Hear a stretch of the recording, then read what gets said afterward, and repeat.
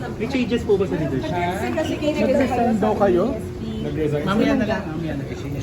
Nag-resign kayo, sir? Thank you. Did you resign? Mamaya na lang.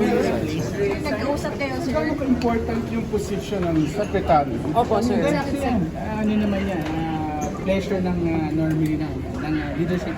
Gusto mong pipiliin na Senate Secretary.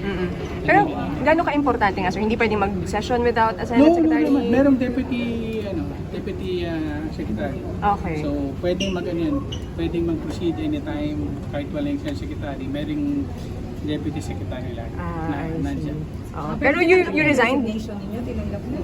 Antay lang natin. Pero sir, yung subpoena for the CCTV and for the... Yeah, we already received lahat ng subpoena from Pati the Ombudsman yung- and also from the CIDG. Yeah. Pati yung suspension on Sir Yes, Aplasca? na-receive na namin. Okay.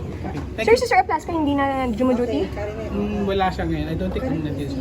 Thank you. Nasa baba siya, sir. Thank you. Thank you. Thank you na. Thank you, sir.